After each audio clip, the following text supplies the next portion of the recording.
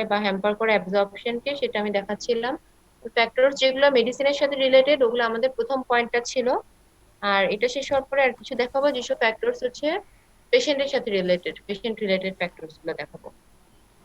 তো যেটা হচ্ছে মেডিসিন রিলেটেড ফ্যাক্টর, এটার মধ্যে তোমাদেরকে বলেছিলাম যে অনেক ইম্পর্টেন্ট একটা পয়েন্ট হচ্ছে ইন্টারাকশন উইথ আদার ড্রাগস। হ্যাঁ, তো ইন্টারাকশন উইথ আদার ড্রাগস তোমাদেরকে এটা আগেই বলেছি, ওই প্রথম এক্সাম্পলটা। হাজার হাজার এরকম ইন্টারাকশন আছে মেডিসিনের সাথে, মেডিসিনের ইন্টারাকশন এগুলো সবগুলোই খুবই ইম্পর্টেন্ট। কারণ হচ্ছে তোমরা প্র্যাকটিক্যাল লাইফে যখন যাবা মেডিসিন প্রেসক্রাইব করবা, দুইটা তিনটা ড্রাগ একসাথে দিতে হবে, তখন এগুলো খেয়াল রাখতে হবে মেডিসিন গুলা, যে কোনটার সাথে কিসের ইন্টারাকশন হয়।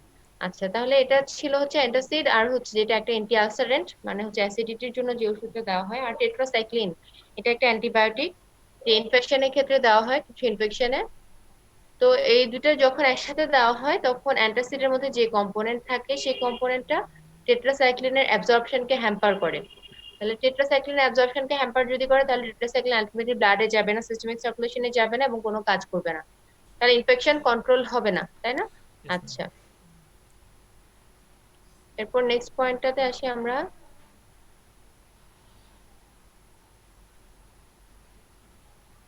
দেখো, ক্যালসিয়ামের সাথে হচ্ছে টেট্রাসাইক্লিন। এখন ক্যালসিয়াম, ক্যালসিয়াম ট্যাবলেট খায় অনেকে, বয়স্করা খায়, এখন হচ্ছে ইয়াং জেনারেশন কেও খেতে বলে, কারণ বাংলাদেশের মানুষের huge calcium and vitamin D deficiency আছে।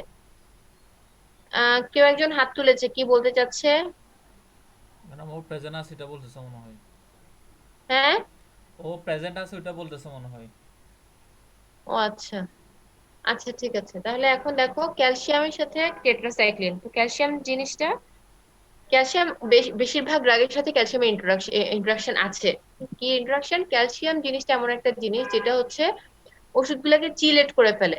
তোমরা জানো যে সায়েন্সের স্টুডেন্ট যেহেতু চিলেশন জিনিসটা পড়েছো, তাই না? চিলেশন মানে এটার সাথে বাইন্ড করে এটাকে এমন একটা সাবস্টেন্সে ইয়ে করবে যেটা অ্যাবজর্পশন হবে না, যেটা হয়তো প্রিসিপিটেট করে ফেলবে। হ্যাঁ, তো ওই ক্যালসিয়াম এমন একটা জিনিস যেটা হচ্ছে চিলেট করে ফেলে। টেট্রাসাইক্লিনকে তেমনি যে কোনো ওষুধকে, মোস্ট অফ দা মেডিসিনকে ক্যালসিয়াম চিলেট করে ফেলে। সেই জন্য সবসময় বলা হয় ক্যালসিয়াম দেওয়ার 2 ঘন্টা আগে পরে অন্য কোনো ওষুধ খাবে না। ক্যালসিয়াম খাওয়ার 2 ঘন্টা আগে পরে কোনো ওষুধ খাবে না, খেলেও ওই ওষুধ কোনো কাজ করবে না। হ্যাঁ, যেমন টেট্রাসাইক্লিন একটা, এর মধ্যে আমি একটা জাস্ট এক্সাম্পল দেখালাম এখানে। তেমনি আরেকটা দেখো, ফেনোবারবিটাল প্লাস হচ্ছে গ্লাইসিওফাল গ্লাইসিওফালভিন। ফেনোবারবিটাল এটা হচ্ছে একটা অ্যান্টি অ্যাংজাইটি ড্রাগ বলা হয়, অথবা হচ্ছে ইনসমনিয়াতে এসব ওষুধ দেওয়া হয়। ফেনোবারবিটন এগুলো হচ্ছে ইনসমনিয়া যেসব পেশেন্টের থাকে সেগুলোতে দেওয়া হয়। আর আর গ্লাইসিওফালভিন হচ্ছে একটা অ্যান্টিফাঙ্গাল এজেন্ট। হ্যাঁ, অ্যান্টিফাঙ্গাল। তো অ্যান্টিফাঙ্গাল ফাঙ্গাল ইনফেকশন গুলোতে দেওয়া হয় দেখো। তো ফেনোবারবিটনটাও কি করে, গ্লাইসোফালভিনের অ্যাবজর্পশনটা কমিয়ে দিচ্ছে। আচ্ছা, এটা গেল আরেকটা এক্সাম্পল।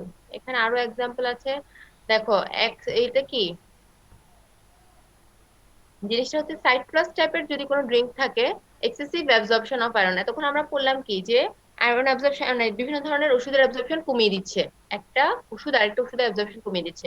কিন্তু সাইট্রাস ড্রিঙ্ক যেগুলো থাকে, সাইট্রাস মানে কি, লেবু জাতীয়, লেবু শরবত বা লেবু, ভিটামিন সি জাতীয় যে খাবারগুলা, হ্যাঁ, এই জিনিসগুলো কি করে আয়রন অ্যাবজর্পশন বাড়িয়ে দেয়। তাহলে আয়রনের সাথে এগুলো খাওয়া ভালো, তাই না? আয়রন অ্যাবজর্পশন তাহলে বেড়ে যাবে। যাদের অ্যানিমিয়া থাকে, যারা আয়রন খেতে হয়, তাদের ক্ষেত্রে যদি আয়রন তাদেরকে সাপ্লিমেন্ট দেওয়া হয়, এর সাথে যদি আমরা ভিটামিন সি সাপ্লিমেন্ট দেই অথবা লেবু খেতে বলি, তাহলে দেখা যাবে তাতে আয়রন অ্যাবজর্পশন অনেক ভালো হয়। আচ্ছা, এখানে আরো একটা এক্সাম্পল আছে, কোলেস্টাইরামাইন প্লাস ওয়ারফারিন। আচ্ছা, এটা কি হয়, ডিক্রিজড অ্যাবজর্পশন অফ ওয়ারফারিন, মানে ওয়ারফারিনের অ্যাবজর্পশনটাকে কমিয়ে দিচ্ছে। এরকম আরো অনেক অনেক হাজার হাজার ইন্টারাকশন আছে, এখানে অল্প কয়েকটা এক্সাম্পল দেখালাম তোমাদের। আচ্ছা, এরপর আসলে দেখো 8 নাম্বার পয়েন্ট। আরেকটা পয়েন্ট দেখো, storage and age of the product. Prolonged storage of drug may result in qualitative deterioration of drug that may cause altered absorption. মানে কি, অনেক দিন ধরে স্টোর করা হয়েছে ওষুধ, বলা হয় কি ওষুধগুলো আসলে স্টোর করতে কি, যে সূর্যের আলো থেকে দূরে, আর্দ্রতা থেকে দূরে, এই সে অনেক কিছু বলে দেয়, কিন্তু আমরা কেউই আসলে একটা টেম্পারেচার থাকে, ওই টেম্পারেচারের অনুযায়ী স্টোর করি না। হয়তো বাইরের বাইরের কান্ট্রি গুলাতে, যেগুলো ফরেন কান্ট্রি, ওদের ওখানে এগুলো স্টোরেজ গুলো ঠিক মতো করা হয়, আমাদের দেশে অ্যাকচুয়ালি খুব বেশি করা হয় না, যার কারণে ড্রাগের কতগুলো শেলফ লাইফ থাকে। শেলফ লাইফ, শেলফ লাইফ মানে কি, আমরা বলি শেলফ মানে কি, শেলফ যেগুলোতে আমরা বইপত্র রাখি, ওষুধ রাখি, তারপর হচ্ছে মশলাপাতি রাখি, এগুলো শেলফ। তো ওষুধের একটা শেলফ লাইফ আছে। শেলফ লাইফ জিনিসটা কি, শেলফ লাইফ হচ্ছে ওষুধটা অনেকদিন রাখার পরে মানে কতদিন ওইভাবে রাখা যাবে, ওই টেম্পারেচার মেনটেন করে যদি আমরা রাখি তাহলে যে যে এক্সপায়ারি ডেট থাকে না একটা, ওই অনুযায়ী অতদিন পর্যন্ত সে ঠিক থাকবে। আচ্ছা, তাহলে যদি প্রলংড স্টোরেজ হয় এর থেকে বেশি, তাহলে দেখো এখানে কি লিখেছে, কোয়ালিটি কমে যাবে, কোয়ালিটিটা ডিটেরিওরেট করবে of the drug that may cause altered absorption. Quality যদি ডিটেরিওরেট করে, আইদার ড্রাগটা একটা টক্সিক সাবস্টেন্সে পরিণত হতে পারে, অথবা ড্রাগটার ফার্মাকোকাইনেটিক কোনো একটা প্রপার্টি যেমন অ্যাবজর্পশন কমে যেতে পারে, তাহলে ড্রাগটা কাজ করবে না। তারপর ড্রাগটার ইনগ্রেডিয়েন্টসে কোনো একটা ঝামেলা হতে পারে, হ্যাঁ। তো এটা হচ্ছে সেটা storage and age of the product. তাহলে এটার উপরও অ্যাবজর্পশনটা ডিপেন্ড করছে। এখন নেক্সট পয়েন্ট আসো, factors related to the patient. PH of the gut, এটা অলরেডি বলা হয়ে গেছে। It has important consequence on drug absorption as it dramatically effect the ionization of drug. এটা অলরেডি বলা হয়েছে, পিএইচ অফ দ্য গাট। তারপর আমি আরেকবার রিপিট করছি, যেহেতু এটা বেসিক পয়েন্ট, তোমরা প্রফে এই জিনিসটা খুব বেশি ভুল করো পরীক্ষার হলে। আচ্ছা, তাহলে পিএইচ অফ দ্য ড্রাগটা কি? এটা হচ্ছে, দেখো পিএইচ অফ দ্য স্টমাক এখানে দেওয়া আছে 1 2 3, 1 থেকে 3 পিএইচ মানে হচ্ছে অ্যাসিডিক পিএইচ। তো এই পিএইচটাতে যদি কোনো অ্যাসিডিক ড্রাগ দেওয়া হয়, অ্যাসিডিক ড্রাগ মানে কি, যেমন অ্যাসপিরিন, আমি ওই জন্য এক্সাম্পল বলেছি অ্যাসপিরিনের, যদি দেওয়া হয় অ্যাসপিরিনটা স্টমাকের অ্যাসিডিক পিএইচ কি হবে, নন আয়োনাইজ থাকবে, এটা আয়োনাইজেশন হবে না, যেহেতু এটা অ্যালকালাইন পিএইচ না। অ্যাসিড আর অ্যালকালি যখন মিক্স আপ হবে তখন আয়োনাইজেশন হবে, মেডিসিনটা আয়োনাইজড হয়ে যাবে। কিন্তু যখন অ্যাসিডিক মেডিসিন অ্যাসিডিক পিএইচে যাবে, সেটা নন আয়োনাইজড ফর্মেই রয়ে যাবে, আয়োনাইজেশন হবে না। আচ্ছা, তাহলে আয়োনাইজেশন যদি না হয়, আমরা পড়েছিলাম আরেকটা বেসিক কনসেপ্ট যে নন আয়োনাইজড ড্রাগ সবসময় বেশি অ্যাবজর্পশন হয়, তাহলে এটা স্টমাকের মিউকোসা থেকে অ্যাবজর্পশন হবে, নন আয়োনাইজড ড্রাগ বা আয়োনাইজড ড্রাগ। আচ্ছা, তারপর এটা যখন যাবে হচ্ছে ইন্টেস্টাইন, ইন্টেস্টাইনে দেখো, ইন্টেস্টাইনের পিএইচটা লিখছে 7 to 8।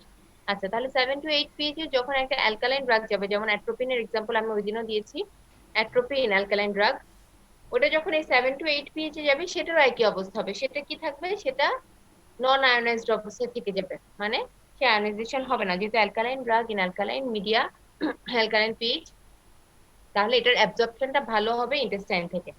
আচ্ছা, আর যদি অ্যাট্রোপিনটা স্টমাকে যখন থাকবে, তখন সে কিন্তু অ্যাবজর্পশন হবে না, কারণ কি, এটা অ্যালকালাইন ড্রাগ অ্যাসিডিক মিডিয়ায় থাকছে, যার কারণে আয়োনাইজেশন হয়ে যাচ্ছে, এটার অ্যাবজর্পশনটা হ্যাম্পার হবে। আয়োনাইজড ড্রাগ অ্যাবজর্পশন হয় না, ব্রাইলিয়ার ক্রস করে না। তোমরা এটা একটা প্রথম দিকেই আছে একটা ছবিতে, যে নন আয়োনাইজড বা চার্জড হয়ে যাবে, চার্জ বা পোলার হয়ে যাবে, তখন সেটা অ্যাবজর্পশন হবে না। যখন নন আয়োনাইজড অবস্থায় থাকবে, আনচার্জড অথবা হচ্ছে নন পোলার, তখন সে অ্যাবজর্পশন হবে স্মল ইন্টেস্টাইনে গিয়ে। আচ্ছা, এটা হচ্ছে বেসিক। এই পয়েন্টটা কারো বুঝতে অসুবিধা থাকলে এখানে বুঝার তোমাদের চান্স, কেউ বুঝতে অসুবিধা থাকলে বুঝে নাও।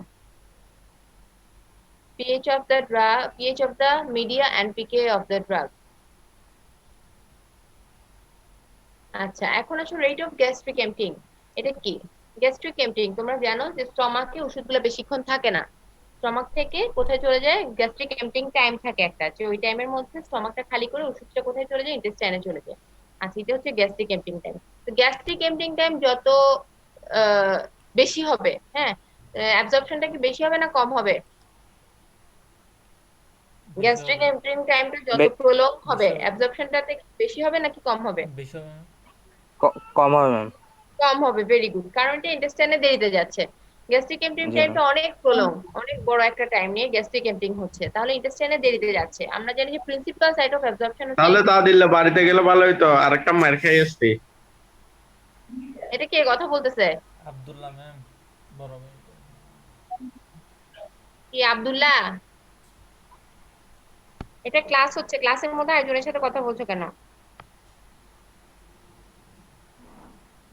আচ্ছা, তাহলে দেখো, greater the rate of gastric emptying, greater the rate of drug absorption. Greater the rate মানে যত রেট বেশি হবে, মানে তাড়াতাড়ি হবে, গ্যাস্ট্রিক এমটিং রেট যত বেশি হবে, তাহলে তত বেশি ড্রাগ অ্যাবজর্পশন হবে, মানে হচ্ছে এটা তত তাড়াতাড়ি ইন্টেস্টাইনে যাবে, সেখান থেকে ড্রাগ অ্যাবজর্পশনটা খুব তাড়াতাড়ি হবে, তার কারণ ইন্টেস্টাইন হচ্ছে প্রিন্সিপাল সাইট অফ অ্যাবজর্পশন। আচ্ছা, greater rate of gastric emptying, যত রেট বেশি হবে এমটিং, এমটিং যত তাড়াতাড়ি হবে। এখন দেখো এখানে কিছু ফ্যাক্টর দিয়েছি, ইনক্রিজিং এবং ডিক্রিজিং। ইনক্রিজিং মানে কি, গ্যাস্ট্রিক এমপ্টিং রেটটা বাড়িয়ে দিচ্ছে আর গ্যাস্ট্রিক এমপ্টিং রেটটা কমিয়ে দিচ্ছে। আচ্ছা, এই জিনিসটা আসলে তোমাদের জন্য খুব বেশি ইম্পর্টেন্ট না, এটা না বললেও চলে। দেখো এখানে মেডিসিন আছে একটা, মেটোক্লোপ্রোমাইড আর হচ্ছে অ্যাট্রোপিন। হ্যাঁ, অ্যাট্রোপিনটা হচ্ছে যে কি করে, আর মেটোক্লোপ্রোমাইড কি করে? মেটোক্লোপ্রোমাইডটা হচ্ছে গ্যাস্ট্রিক এমপ্টিং রেট বাড়িয়ে দিবে। কেন? এটা হচ্ছে গ্যাস্ট্রিক কন্ট্রাকশন, যেগুলো গ্যাস্ট্রিক মাসেলের কন্ট্রাকশন সেগুলো বাড়িয়ে দেয়। কন্ট্রাকশন বাড়িয়ে দিলে কি হবে? এমপ্টিংটা তাড়াতাড়ি হবে। On the other hand atropine, দেখো অ্যাট্রোপিনটা হচ্ছে অ্যাকচুয়ালি কনস্টিপেশন করে। হ্যাঁ, তো কেন করবে? কারণ হচ্ছে সে মাসেলের কন্ট্রাকশন রেটটা কমিয়ে দেয়। তো এই জন্য গ্যাস্ট্রিক এমপ্টিং রেটটাও কি হয়ে যায়? স্লো হয়ে যায়। যার কারণে এটা কি করবে? অ্যাট্রোপিন দিলেও মেডিসিনের অ্যাবজর্পশন কমে যাবে, আর মেটোক্লোপ্রোমাইড দিলে বেড়ে যাবে। যদিও এগুলা গ্যাস্ট্রিক এমপ্টিং কমানো বাড়ানোর ড্রাগ না, এগুলো অন্য কিছু ড্রাগ। তারপরেও আচ্ছা, ডিজিজ স্টেট যেগুলো তোমাদের জন্য ইম্পর্টেন্ট সেটা বলছি। দেখো disease state, hyperthyroidism, duodenal ulcer. তোমরা জানো হাইপারথাইরয়েডিজম, থাইরয়েড তো পড়ে আসছো মনে হয় অ্যানাটমিতে। তো থাইরয়েড গ্ল্যান্ডের হরমোন বেড়ে গেলে সেটাকে বলে হাইপারথাইরয়েডিজম, তাই না? তো হাইপারথাইরয়েডিজমের পেশেন্ট গুলো সবসময় কি হবে? হাইপার হবে। এটা হচ্ছে কমন কথা, হাইপার হবে। সে কিরকম হবে? একদম সে, তার ডায়রিয়া থাকবে, তার অনেক বেশি সোয়েটিং থাকবে, তার ট্রেমর থাকবে, সে খুবই অ্যাংশাস থাকবে, এরকম থাকবে। তো এইসব পেশেন্টের কি হয়? গ্যাস্ট্রিক এমপ্টিং রেটটা অনেক তাড়াতাড়ি হয়। তাহলে হাইপারথাইরয়েডিজমটা হচ্ছে গ্যাস্ট্রিক এমপ্টিং রেটটা বাড়িয়ে দেয়। ডিউডেনাল আলসার হলে কারো, সেটাও গ্যাস্ট্রিক এমপ্টিং রেট বাড়িয়ে দেয়। আর আরেকদিকে দেখো যে গ্যাস্ট্রিক এমপ্টিং রেট কমায় হাইপোথাইরয়েডিজম, যাদের থাইরয়েড হরমোন কম থাকবে। আর হচ্ছে গ্যাস্ট্রিক আলসার, গ্যাস্ট্রিক আলসার যখন থাকবে, ডিউডেনামে না, আলসারটা যখন গ্যাস্ট্রিক মিউকোজাতে হবে তখন সেটা গ্যাস্ট্রিক এমপ্টিং রেটটা কমিয়ে দিবে। এছাড়া ইমোশনাল স্টেট, দেখো অ্যাংশাস স্টেট, অ্যাংজাইটি কি করে? তোমরা জানো অনেকেই দেখবে আইবিএস যাদের থাকে, ইরিটেবল বাউল সিনড্রোম, যারা খুব অ্যাংজাইটিতে ভুগে, তাদের ক্ষেত্রে কি হয়? ডায়রিয়া একটা সিমটম হয়। তাহলে অ্যাংশাস পেশেন্টের কি হয়? গ্যাস্ট্রিক এমপ্টিং রেটটা তাড়াতাড়ি হয়। ডিপ্রেসড পেশেন্টদের গ্যাস্ট্রিক এমপ্টিংটা স্লো হয়। আচ্ছা, এরপর দেখো presence of food in the gut. এটা এটা আসলে কয়েকভাবে হয়। কিছু ওষুধ আমরা বলি ভরা পেটে খাবেন, কিছু ওষুধ বলি আমরা কি, খালি পেটে খাবেন, মানে খাওয়ার আগে। আচ্ছা, যেমন ধরো কোনো অ্যান্টি আলসারেন্ট, যখন অ্যাসিডিটির ওষুধ খাই তখন আমরা সেটাকে বলি যে সেটা খাওয়ার আধা ঘন্টা আগে খাবেন। আর যখন বলি যে প্যারাসিটামল খাবেন অথবা অ্যাসপিরিন খাবেন, সেটা বলি যে ভরা পেটে খাবেন, তাই না? আচ্ছা, তাহলে এটা কি লেখা আছে দেখো, মোস্ট অফ দ্য ড্রাগ, ওইটা অন্য কারণে বলি, কারণ হচ্ছে দেখো অ্যাসিডিটির ওষুধগুলো খালি পেটে কাজ করবে, যখন অ্যাসিড সিক্রেশন হবে না তখন। তো আগে থেকে কাজ করলে অ্যাসিড সিক্রেশনটা কমিয়ে দিতে পারবে খাওয়ার পরে। আর যেটা হচ্ছে যে ভরা পেটে খেতে বলে অ্যাসপিরিন, প্যারাসিটামল, এগুলো কারণ গ্যাস্ট্রিক মিউকোজাকে ইরিটেট করে, সে কারণে গ্যাস্ট্রিক মিউকোজার ইরিটেশন কমানোর জন্য আমরা এগুলোকে বলি হচ্ছে ভরা পেটে খেতে। আর এখানে দেখো এক্সাম্পল, দেখো কি লেখা আছে, most of the drugs absorbed in empty stomach. বেশিরভাগ ড্রাগই এমটি স্টমাকে ভালো কাজ করে, specially the water soluble drug. Mainly water soluble drug গুলা কি হবে? আমরা এমটি স্টমাকে দিতে বলবো। যেমন লেখা আছে দেখো, অ্যাম্পিসিলিন, লিভোডোপা, আইসোনিয়াজিড। এগুলো তোমরা আস্তে আস্তে অ্যাকাস্টম হবা। লিভোডোপাটা পার্কিনসন্স ডিজিজের একটা ওষুধ, অ্যাম্পিসিলিন, আইসোনিয়াজিড এগুলো হচ্ছে অ্যান্টিবায়োটিক্স। আইসোনিয়াজিড টিউবারকুলোসিসে ইউজ করা হয়, অ্যাম্পিসিলিন বিভিন্ন ইনফেকশনাস ডিজিজে ইউজ করা হয়। এগুলো তোমরা আস্তে আস্তে অ্যাকাস্টম হয়ে যাবে, যখন আমরা পড়ানো স্টার্ট করবো, আরো ডিটেলস পড়াবো, তখন বিভিন্ন ওষুধ, বিভিন্ন ডিজিজ ধরে ধরে পড়াবো, তখন তোমরা বুঝবা।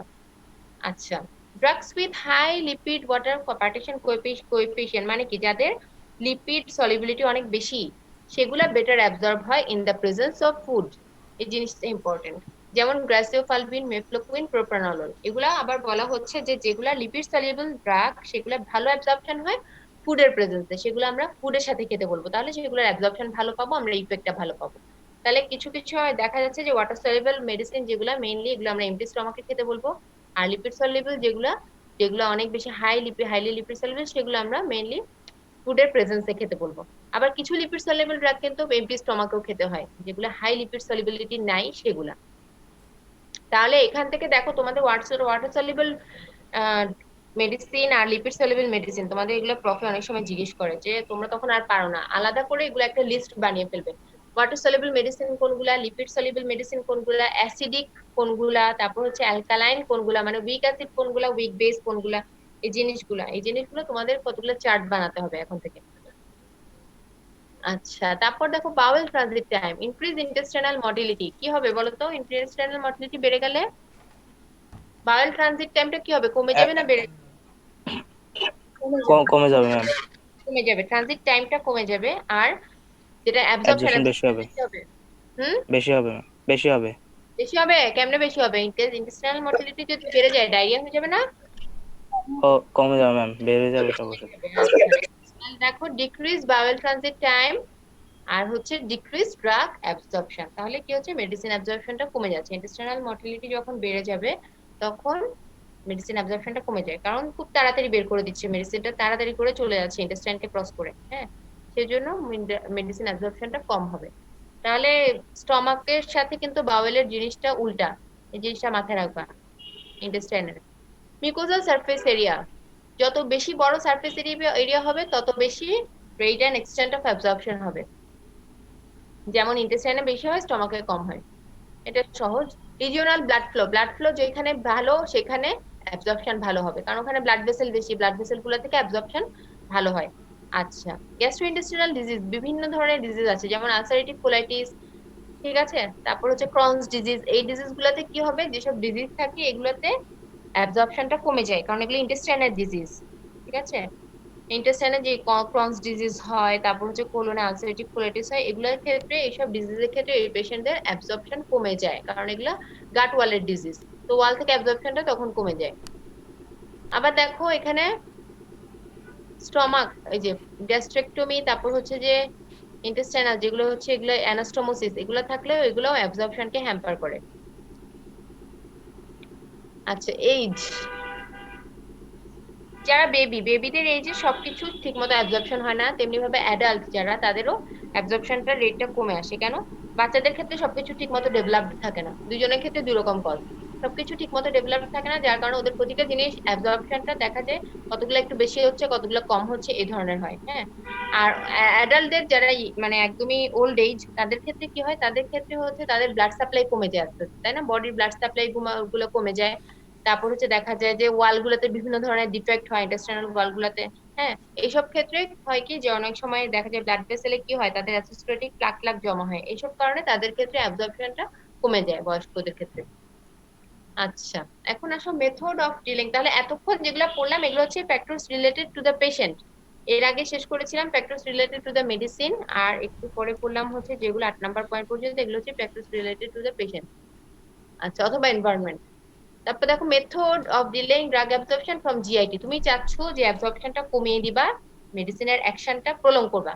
অ্যাবজর্পশন কমিয়ে দেওয়া মানে কি, মেডিসিনের অ্যাকশনটা অনেকক্ষণ ধরে থাকবে, তাই না?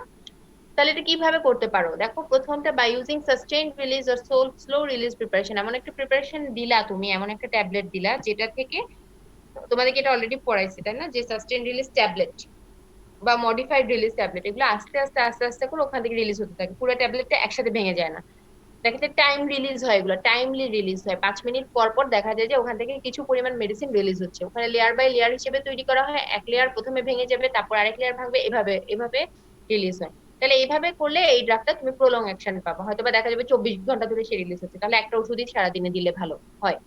আচ্ছা, তারপর দেখো বায়োডিং ভেসোকনস্ট্রিক্টর, এটা খুব ইম্পর্টেন্ট। ভেসোকনস্ট্রিক্টর সাবস্টেন্স, ভেসোকনস্ট্রিক্টর যখন ভেসোকনস্ট্রিকশন করবে, ব্লাড ভেসেলকে কনস্ট্রিকশন করবে, তখন সেই জায়গা থেকে কি হবে, অ্যাবজর্পশনটা কম হবে। ব্লাড ভেসেল যদি কনস্ট্রিক্ট করে দেওয়া হয় তাহলে ব্লাড ফ্লোটা কি হয়, কমে যায়, তাহলে অ্যাবজর্পশনটা সেভাবে কমিয়ে দেওয়া যাবে।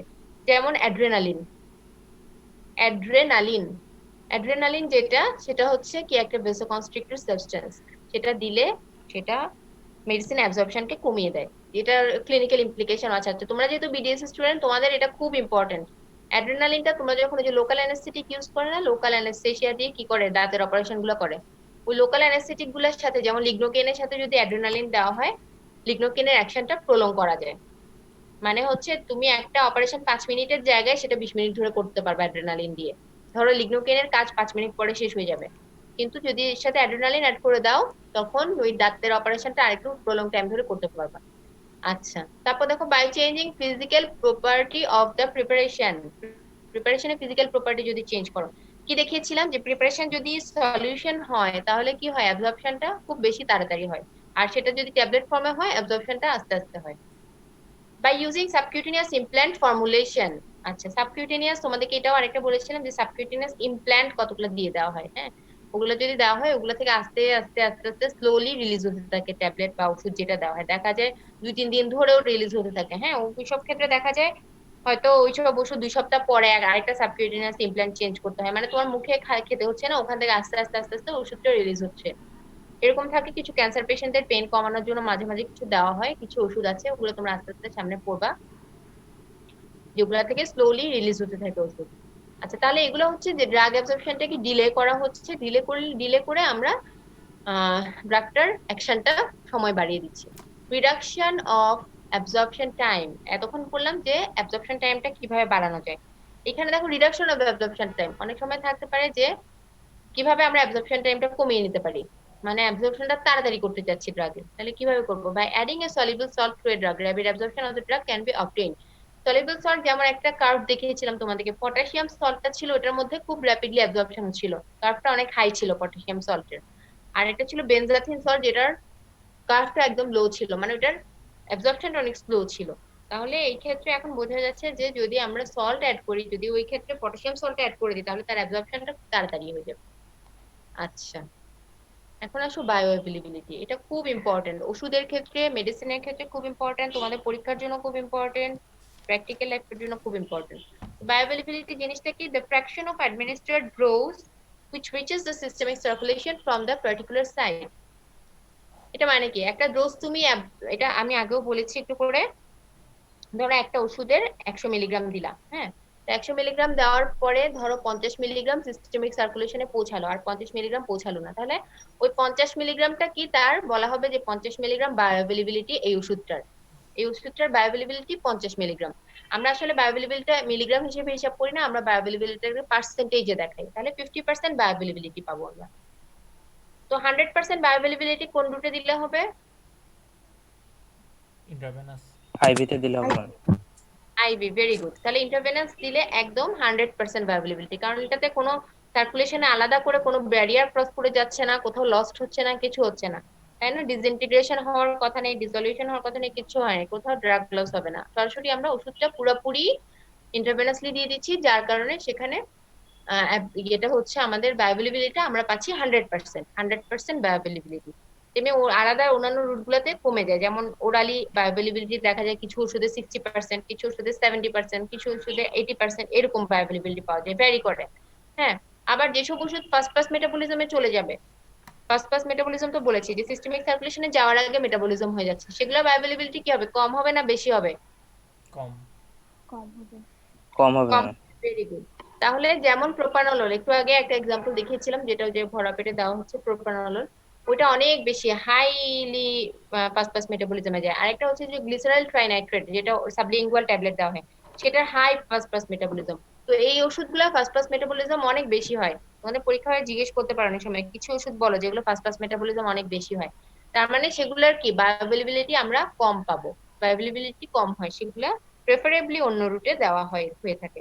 আচ্ছা, তারপর দেখো ফ্যাক্টরস, কি কি ফ্যাক্টর বায়োঅ্যাভেলেবিলিটিকে এফেক্ট করবে। একটা হচ্ছে এক্সটেন্ট অফ অ্যাবজর্পশন, অ্যাবজর্পশনের যত রকম ফ্যাক্টর আছে সবগুলা বায়োঅ্যাভেলেবিলিটিকে কি করবে? অ্যাবজর্পশনকে যারা বাড়াবে, বায়োঅ্যাভেলেবিলিটিও সেগুলো বাড়াবে। অ্যাবজর্পশনকে যেসব ফ্যাক্টর কমাবে, বায়োঅ্যাভেলেবিলিটিও সেগুলো কমাবে। কেন? কারণ এটা অ্যাবজর্পশনের উপর ডিপেন্ড করবে, যে অ্যাবজর্পশন কোন সাইড থেকে অ্যাবজর্পশনের সিস্টেমিক সার্কুলেশনে চলে যাচ্ছে, কতটুকু যাচ্ছে, সেটাই হচ্ছে ওই ওষুধের বায়োঅ্যাভেলেবিলিটি। তো অ্যাবজর্পশনকে যদি কিছু কমিয়ে দেয়, কিছু ওষুধ আরেকটা ওষুধে অ্যাবজর্পশনকে হ্যাম্পার করে, তাহলে সেই ওষুধটাকে আমরা বায়োঅ্যাভেলেবিলিটি বেশি পাবো না কম পাবো? যেমন ক্যালসিয়ামের সাথে টেট্রাসাইক্লিন দেখালাম, হ্যাঁ, সেক্ষেত্রে কি হচ্ছে, টেট্রাসাইক্লিনের অ্যাবজর্পশনটা কমিয়ে দিচ্ছে, তাহলে টেট্রাসাইক্লিনের বায়োঅ্যাভেলেবিলিটি কমে যাচ্ছে। তারপর হচ্ছে ওই যে জিআইটির ওষুধগুলো দেখালাম আমরা, ইন্টেস্টাইনাল যে ডিজিজ গুলা, সেই ডিজিজ গুলা থাকলে কি হবে, ওষুধের বায়োঅ্যাভেলেবিলিটি কমে যাবে। তো অ্যাবজর্পশন যেসবের বায়োঅ্যাভেলেবিলিটি, অ্যাবজর্পশনের ফ্যাক্টর যেগুলো মোটামুটি সবগুলাই বায়োঅ্যাভেলেবিলিটিকে এফেক্ট করবে, তাহলে এখানে আমি আলাদা করে আর লিখি নাই, এগুলো একই জিনিস। আরেকটা আলাদা জিনিস সেটা হচ্ছে ফাস্ট পাস মেটাবলিজম। তো ফাস্ট পাস মেটাবলিজমটাও কি করবে, বায়োঅ্যাভেলেবিলিটিকে অনেক বেশি এফেক্ট করে। আমাদেরকে বললাম যে ফাস্ট পাস মেটাবলিজম যে ওষুধের যত বেশি, সেই ওষুধের বায়োঅ্যাভেলেবিলিটি তত কম, সেটা সিস্টেমিক সার্কুলেশনে তত কম যাবে। আচ্ছা, অ্যাবজর্পশন হলো ওষুধটা, অ্যাবজর্পশনের পরে কোথায় যাচ্ছে? ব্লাড ভেসেলে যাচ্ছে, ব্লাড ভেসেল থেকে ডিস্ট্রিবিউটেড হয়ে বিভিন্ন বডি টিস্যুতে চলে যাচ্ছে, সাইট অফ অ্যাকশনে চলে যাচ্ছে, মানে আমরা যেখানে কাজটা চাচ্ছি সেখানে চলে যাচ্ছে। এটা কি বলা হয় কি? Distribution of drug, passage of drug from blood vessel to different site of action and body tissues. মানে যেখানে ওষুধটার সাইট অফ অ্যাকশন, যেখানে আমরা চাচ্ছি কাজ করবে ওষুধটা, যে কাজের জন্য দিয়েছি সেই জায়গায় যাচ্ছে ব্লাডের মাধ্যমে, ব্লাড থেকে সেটাকেই বলা হচ্ছে ডিস্ট্রিবিউশন অফ ড্রাগ। তাহলে অ্যাবজর্ব হওয়ার পরে ড্রাগটা কি হয়ে যাবে? ডিস্ট্রিবিউশন হয়ে যাবে।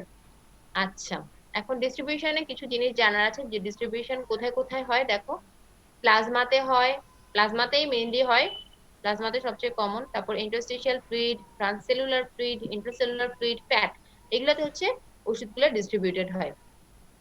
তাহলে এগুলো হচ্ছে ডিস্ট্রিবিউশন। আচ্ছা, তারপর আসে ডিস্ট্রিবিউশন গেল, ডিস্ট্রিবিউশনের পরে এটা হচ্ছে মেজর কম্পার্টমেন্টস অফ ডিস্ট্রিবিউশন, যে কোন কোন কম্পার্টমেন্টে ওষুধগুলো ডিস্ট্রিবিউটেড হয়।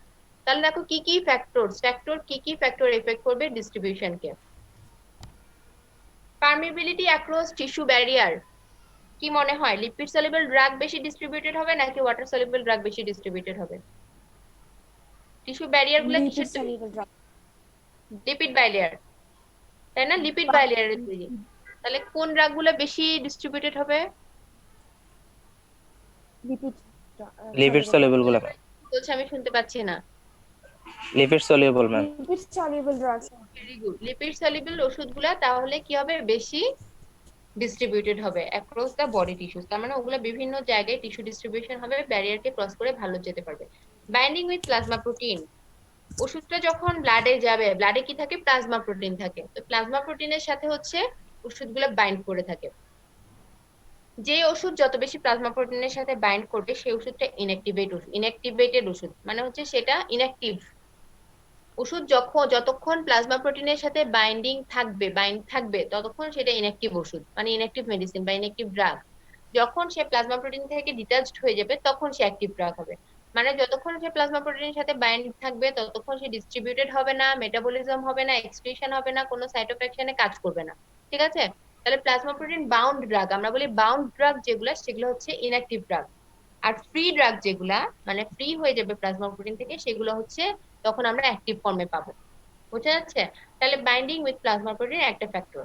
আচ্ছা, তারপর আসছে টিস্যু বাইন্ডিং। টিস্যু বাইন্ডিং জিনিসটা কি? এক একটা ড্রাগের এক একটা টিস্যুর প্রতি অ্যাফিনিটি থাকে। হ্যাঁ, সবগুলো আবার সব টিস্যুর প্রতি অ্যাফিনিটি থাকে না। যেমন হচ্ছে একটা ক্লোরোকুইন আছে, সেটার অ্যাফিনিটি হচ্ছে রেটিনাল টিস্যুর প্রতি অ্যাফিনিটি হচ্ছে ক্লোরোকুইনের। এরকম কিছু কিছু আছে যেগুলো ফ্যাটি টিস্যুর প্রতি অ্যাফিনিটি বেশি, হ্যাঁ, যেমন ফেনোবারবিটন। তো এরকম এক একটা টিস্যু বাইন্ডিং থাকে, কিছু ড্রাগ টিস্যু বাইন্ডিং টিস্যুর প্রতি অ্যাফিনিটি থাকে, এটাও ডিস্ট্রিবিউশনকে এফেক্ট করবে। আচ্ছা, এরপর দেখো pH of the distribution media and pK of the drug molecule, এটা অলরেডি একবার বলা হয়ে গেছে, আমি অ্যাবজর্পশনে ভালো করে বলে দিয়েছি। আচ্ছা, এরপর আসে দেখো regional blood flow. Regional blood flow জিনিসটা কি? যেই জায়গায় ব্লাড ফ্লো যত বেশি হবে, সেই যেসব অর্গানে ব্লাড ফ্লো বেশি, অনেক বেশি, সেসব অর্গানে কি হবে, ড্রাগ ডিস্ট্রিবিউশন তত বেশি হবে, তাই না? ব্লাডের সাথে সাথে ব্লাড ফ্লো এর সাথে ড্রাগ ডিস্ট্রিবিউশনটা বেড়ে যাবে। আচ্ছা, ফ্যাট ওয়াটার পার্টিশন কোএফিসিয়েন্ট, সেটা কি, যেসব ওষুধের ফ্যাট ওয়াটার পার্টিশন কোএফিসিয়েন্ট যত বেশি, মানে কি, ফ্যাট সলিউবল একই কথা, ফ্যাট সলিউবল ওষুধগুলা কি হবে, ওয়াটার লিপিড সলিউবল ওষুধগুলো বেশি ডিস্ট্রিবিউশন হবে in comparison two water soluble medicine. আচ্ছা, তাহলে এগুলা গেল ফ্যাক্টরস এফেক্টিং ড্রাগ ডিস্ট্রিবিউশন। তোমাদের জন্য বেশি ইম্পর্টেন্ট হচ্ছে যেগুলো অ্যাবজর্পশনের ফ্যাক্টর, সেগুলো ডিস্ট্রিবিউশনের ফ্যাক্টরগুলো জাস্ট মনে রাখবা। এগুলো পরীক্ষায় মাঝে মাঝে জিজ্ঞেস করে, সবসময় জিজ্ঞেস করে না। অ্যাবজর্পশন এগুলো বেশি ইম্পর্টেন্ট তোমাদের জন্য। আচ্ছা, তারপর দেখো ফিজিওলজিক্যাল ব্যারিয়ার্স টু ডিস্ট্রিবিউশন। এখন একটা ওষুধ ক্রস করে যাবে, যেটা ফিজিওলজিক্যাল ব্যারিয়ার কি কি হবে। একটা হচ্ছে প্লাজমা মেমব্রেন, তাই না? প্লাজমা মেমব্রেন সব সেলের মধ্যেই থাকে।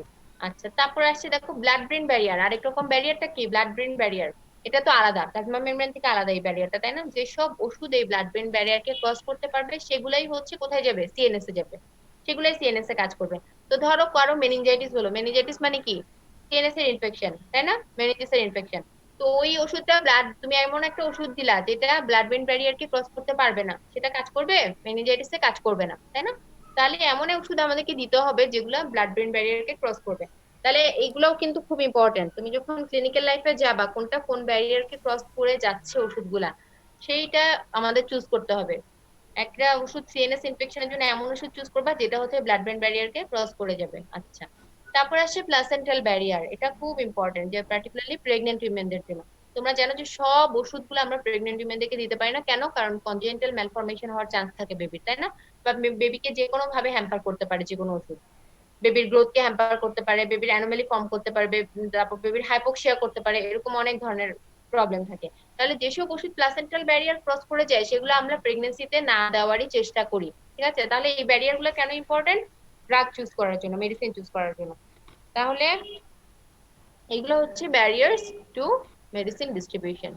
আচ্ছা, এখন আরেকটা জিনিস দেখো, ভলিউম অফ ডিস্ট্রিবিউশন। তোমাদের ডিস্ট্রিবিউশন থেকে বেশি ইম্পর্টেন্ট হচ্ছে এই জিনিসটা, ভলিউম অফ ডিস্ট্রিবিউশন। এটার ডেফিনিশনটা আসে, the volume of fluid in which the drug appears to distribute in a concentration equal to that of plasma. যে কোনো একটা ফ্লুইডে এমন একটা ফ্লুইড যেটার ভলিউম মানে ওই ভলিউম অফ ফ্লুইড যেটাতে হচ্ছে ওষুধটা প্লাজমাতে যে কনসেন্ট্রেশনে থাকবে ওই কনসেন্ট্রেশনে থাকবে ওই ভলিউম অফ ফ্লুইডটাতে, এটাকেই বলা হয় volume of distribution of the drug. ওই মেডিসিনটার ভলিউম অফ ডিস্ট্রিবিউশন মানে মেডিসিনটা প্লাজমাতে যে কনসেন্ট্রেশনে থাকে ওই কনসেন্ট্রেশনটা পাওয়ার জন্য আমাদের যতটুকু ভলিউম অফ ফ্লুইড ইউজ করতে হবে সেটাই হচ্ছে volume of distribution of the drug. আচ্ছা, এখন ভলিউম অফ ডিস্ট্রিবিউশনে কিছু অঙ্ক থাকতে পারে। অঙ্ক তোমাদের থাকে হচ্ছে এমনিতে ইয়েতে ওই অসপিতে, পরীক্ষায় আসলে অঙ্ক আসে না, কিন্তু যদি volume of distribution short note আসে তাহলে হচ্ছে এই ভলিউম অফ ডিস্ট্রিবিউশনের ডেফিনেশনটা লিখবা আর এখানে ইকুয়েশন যেটা আছে সেটা দেখিয়ে দিবা। তো অ্যাপারেন্ট ভলিউম অফ ফ্লুইড এটা হচ্ছে apparent volume of distribution. Apparent মানে কি? অ্যাপারেন্ট কেন বলি? আমাদের তো সবই অ্যাপারেন্ট, কারণ আমরা তো শরীরের ভিতরে ঢুকে দেখতে পাচ্ছি না যে আসলে কতটুকু ভলিউম অফ ফ্লুইড লাগছে, এগুলো সবই অ্যাপারেন্ট চিন্তা ভাবনা। তো এই জন্যই এটাকে বলা হয় অ্যাপারেন্ট ভলিউম অফ ডিস্ট্রিবিউশন। একই ডেফিনেশন, শুধু অ্যাপারেন্ট কথাটা লাগিয়ে দিবে। Required to contain total amount of drug homogeneously at concentration found in plasma, মানে প্লাজমাতে যে কনসেন্ট্রেশন পাওয়া যাচ্ছে সেটার পাওয়ার জন্য যতটুকু ভলিউম অফ ফ্লুইড লাগে সেটাই হচ্ছে apparent volume of distribution of the drug. আচ্ছা, তাহলে ভলিউম অফ ডিস্ট্রিবিউশনের ইয়েটা দেখো, এখানে ক্যালকুলেশনের একটা আছে। Total amount of drug in the body, কতটুকু দিয়েছো total amount of medicine in the body, এটা আমরা হিসাব করি কিসে? মিলিগ্রামে। মিলিগ্রামে হিসাব করি টোটাল অ্যামাউন্টটা সবসময় কিসে হিসাব করবো? মিলিগ্রামে। Divided by the concentration of drug in the plasma, কনসেন্ট্রেশনটা কিভাবে? Milligram per decilitre, decilitre milligram per decilitre. তাহলে volume of distribution milligram milligram কাটা গিয়ে কি থাকবে? লিটার বা ডেসিলিটার এই হিসেবে থাকবে। ঠিক আছে, মিলিগ্রাম পার লিটার বা মিলিগ্রাম পার ডেসিলিটার। তাহলে উপরেও মিলিগ্রাম নিচেও হচ্ছে মিলিগ্রাম পার ডিএল, তাহলে মিলিগ্রাম মিলিগ্রাম কাটা গিয়ে কি থাকবে? লিটার বা ডেসিলিটার। তাহলে ভলিউম অফ ডিস্ট্রিবিউশনের একক হচ্ছে মিলিলিটার, ডেসিলিটার বা হচ্ছে লিটার, এই জিনিসগুলো। আচ্ছা, কিছু এক্সাম্পল দেখো। কিছু ওষুধের হাই ভলিউম অফ ডিস্ট্রিবিউশন, খুবই হাই তাদের ডিস্ট্রিবিউশন, ভলিউম অফ ডিস্ট্রিবিউশন, তারা অনেক অনেক টিস্যুতে ডিস্ট্রিবিউটেড হয়, তাহলে ওদের ভলিউম অফ ফ্লুইড যেটা, সেই ভলিউম অফ ডিস্ট্রিবিউশনটা অনেক বেশি হাই। যেমন দেখো ক্লোরোকুইন, ডিগক্সিন, নট্রিট্রাইলিন, ফেনোথাইজিন, এগুলো পরীক্ষার হলে জিজ্ঞেস করে যে কোনগুলো ওষুধ হাই ভলিউম অফ ডিস্ট্রিবিউশন, কোনগুলো লো ভলিউম অফ ডিস্ট্রিবিউশন। এগুলো ছাড়াও আরো ওষুধ আছে, তোমরা এখানে লিস্টটাতে আরো অ্যাড করতে পারো। তারপর low volume of distribution phenytoin, aspirin, heparin, furosemide, phenobarbitone, এগুলো হচ্ছে লো ভলিউম অফ ডিস্ট্রিবিউশন।